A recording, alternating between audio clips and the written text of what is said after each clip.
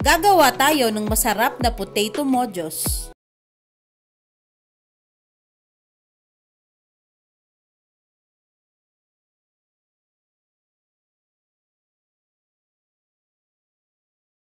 Puti ang mga patatas. Guys, alam niyo ba kung anong sinasabi ng patatas sa tito niya? Hello, potato!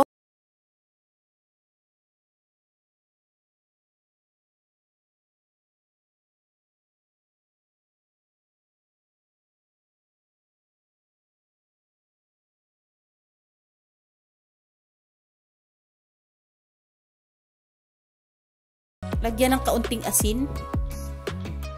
Pakuluan ng mga patata sa loob ng 2 hanggang 3 minuto.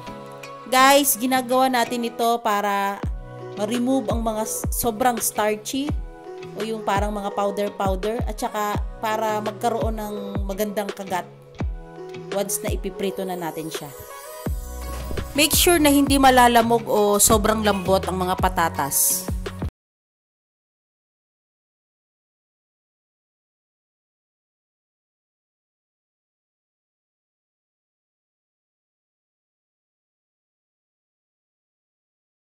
Hayaan nating lumamig ang mga pinakuloang patatas.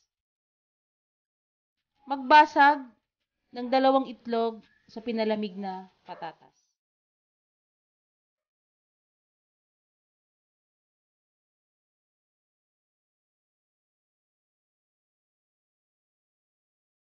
Lagyan ng paminta.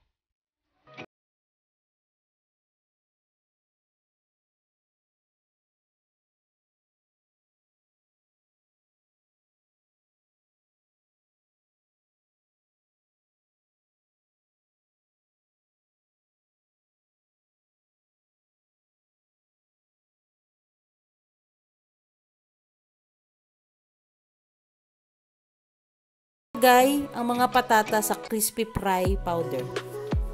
Muling ibalik sa itlog at ilagay isa-isa sa breadcrumbs.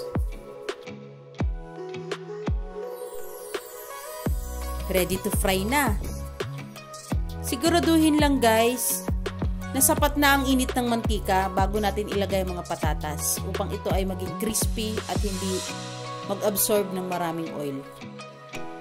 Kapag light golden brown na ang mga patatas ay maaari na natin